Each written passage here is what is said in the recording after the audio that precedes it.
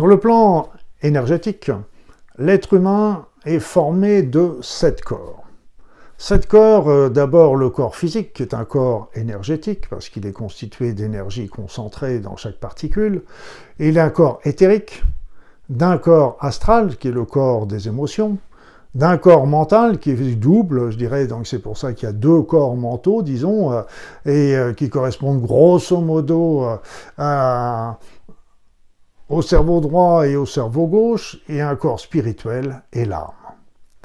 Donc je vous parlerai dans des vidéos différentes de ces différents corps, mais aujourd'hui je vais me concentrer essentiellement sur le corps éthérique. Le corps éthérique, c'est une enveloppe, c'est la première enveloppe qui est tout contre notre corps physique. Ce corps éthérique est un corps, c'est le corps énergétique. Le corps énergétique est quelque part, le corps physique et le corps éthérique, c'est les deux faces d'une même pièce. C'est à la face matérielle et la face énergétique. En ce sens que le corps éthérique, c'est le double, c'est le moule de notre corps physique. Donc c'est véritablement, les deux sont étroitement liés. C'est pour ça qu'on pourrait presque les mettre dans une seule entité.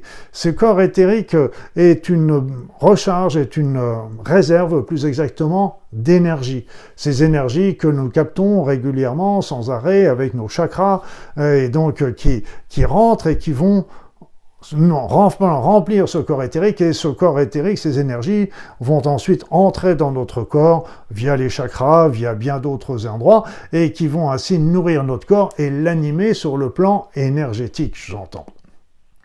Donc, ce corps éthérique est d'abord une réserve énergétique.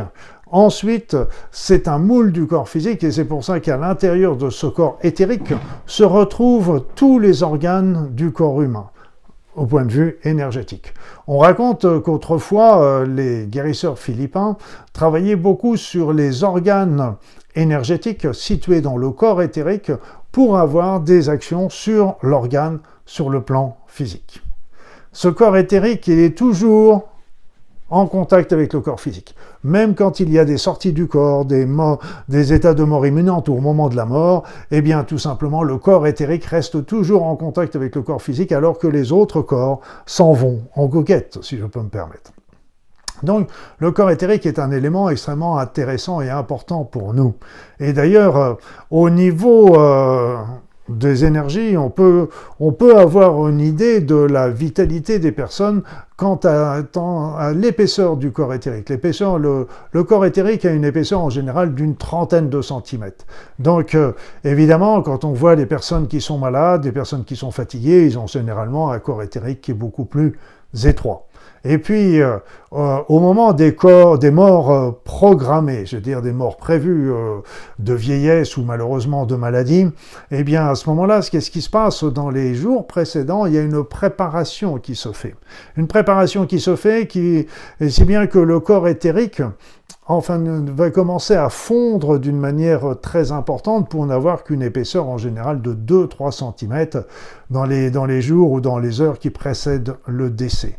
Pourquoi? Parce que cette énergie qui était dans ce corps éthérique va servir pour nourrir les autres corps. Le corps spirituel, par exemple, est capable de remplir complètement la chambre où se trouve la personne malade ou le futur défunt. Et donc, lui a grossi d'une manière absolument extraordinaire. Et ça, il donne quelque part l'énergie qui va servir d'impulsion aux êtres, à l'être de pouvoir sortir du corps et ainsi pouvoir partir, continuer son chemin dans l'au-delà. Voilà un petit peu les différentes caractéristiques de ce corps éthérique qui va nous suivre, qui nous est très précieux et qui est la première couche des enveloppes subtiles de l'être humain. Je vous parlerai plus tard des autres corps subtils qui sont là, qui sont dans notre constitution personnelle. À très vite.